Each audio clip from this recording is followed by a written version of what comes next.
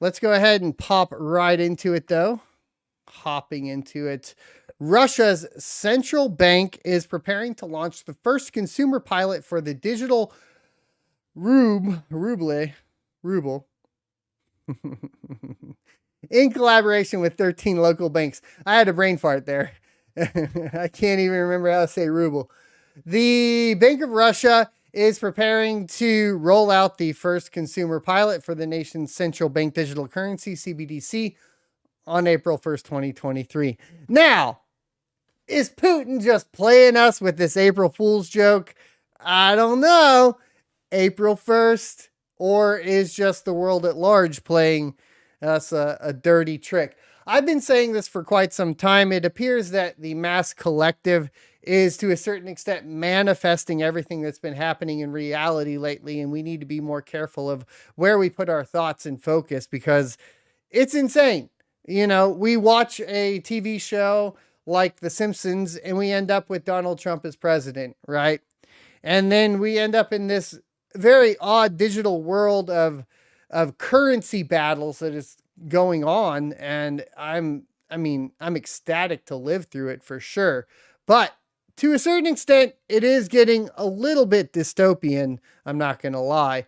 Russia's central bank is set to soon debut the first real-world digital ruble transactions involving 13 local banks and several merchants. First Deputy Governor Olga, I cannot pronounce that name, said, by the way, I don't know why I'm derping so hard, but we're going to do this real quick. Just give me a second. I don't know why I'm having such a hard time here. Ruble. I am saying it right. Okay, it is ruble. We got it. It's fine. Okay. The official noted that the upcoming CBDC pilot will involve real operations and real consumers in Russia, but will be limited to a certain number of transactions and customers, the local news agency TASS reported. Quote, we plan to launch the digital ruble project on April 1st with transactions involving individual transfers as well as payments in trade and service enterprises. Skoro Bogatova, no way I'm going to get that one. We're going to call her Skoro. Stated at the Ural Forum Cybersecurity in Finance. She added that the banks participating in the pilot have technically confirmed their readiness to start testing the digital ruble. The deputy governor clarified that general consumers would not be able to participate in the pilot in the first stage, as the banks will enter the pilot with chosen customers. Following the first pilot stage, the Bank of Russia plans to determine how to scale the digital ruble further, Skoro stated. This is Bank of Russia's first deputy governor, Skoro, right here. That's got like some hefty Trump nomination vibes going on right there, if you know what I'm saying. It's fine. Don't worry about it. The latest announcement by Skoro follows the roadmap for the digital ruble rollout that the central bank officially introduced in June of 2022. Initially scheduled for 2024, the consumer CBDC pilot was moved to an earlier date as the Russian central bank was looking for an alternative to the SWIFT payment system amid Western economic sanctions against Russia.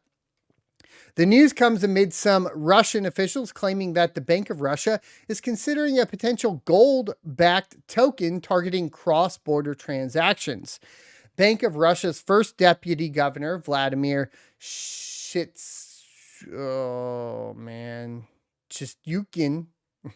believes that such a golden token will help Russia create a new attractive investment product and build a demanded payment method for or in international settlement.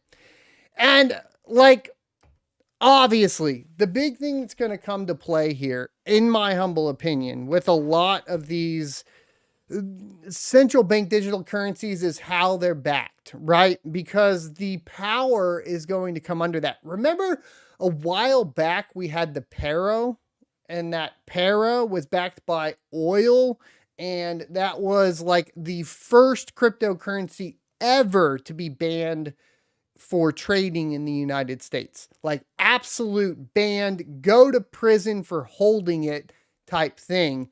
And that is frankly because of the power of oil that directly attacks essentially the energy exportation in the United States. And if we are talking about how these different countries are going to roll out their CBDCs and where they find their value, this is really where it's at. There's different strategies, though. A majority of the strategies that are going to be implemented in basically consumer-heavy countries, right, or consumer-influenced countries is going to be modern monetary theory, which we talked a little bit about in last week's podcast. And the reason for that is because these countries that are consumer-based are primarily built on stimulating the economy.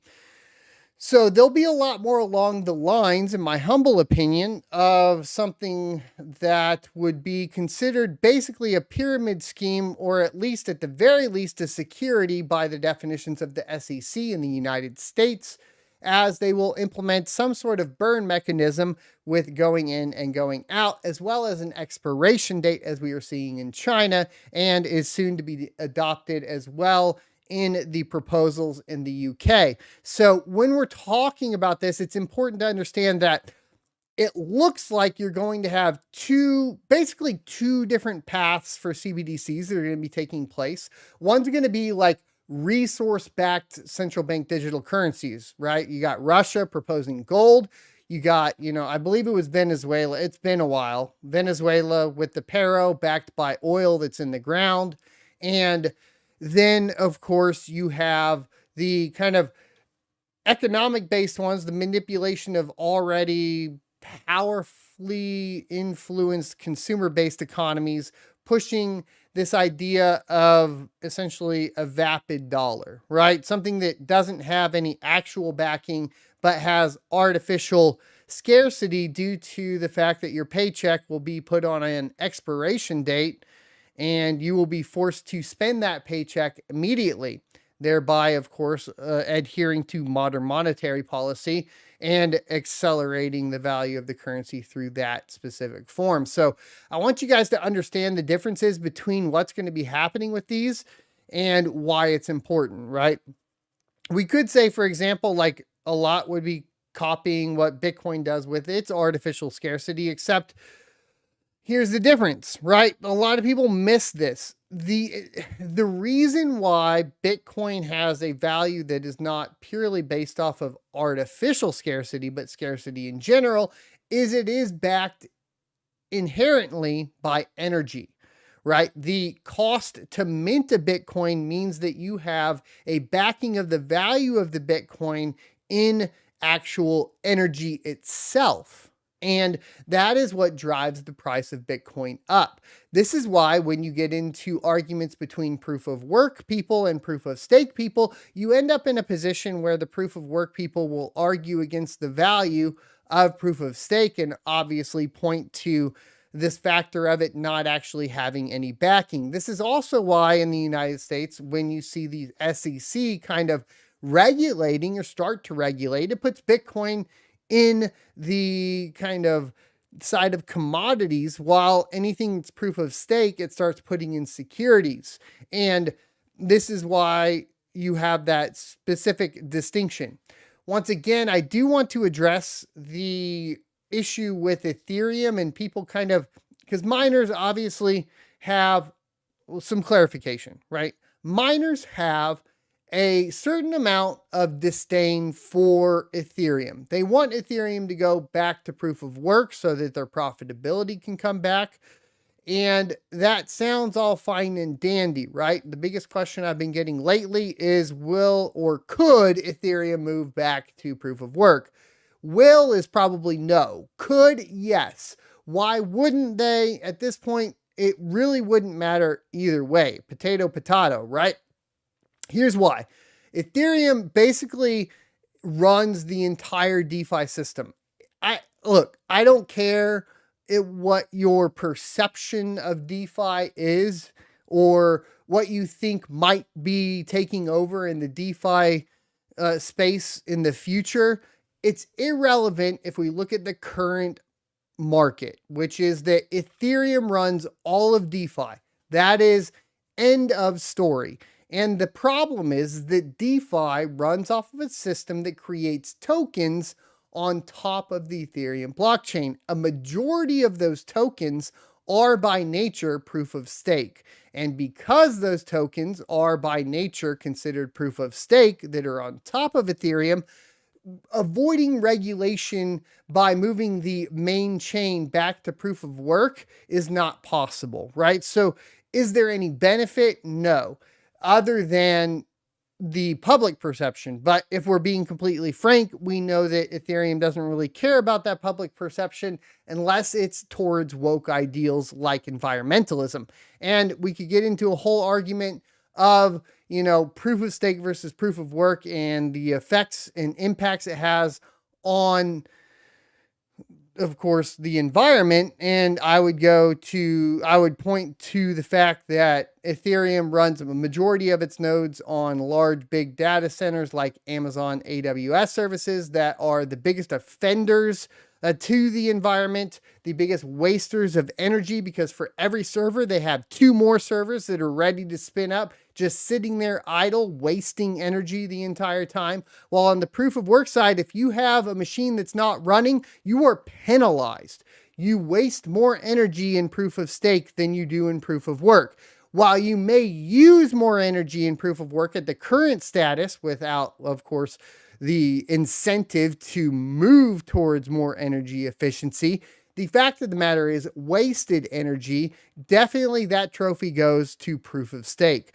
Those are my arguments, and the primary arguments that if we got into proof of stake, proof of work, I would bring up in conversation with anybody that you are getting into that argument with. So thanks for checking out this clip from the Crypto Mining Show. You can check out the full episode here or more crypto content down here.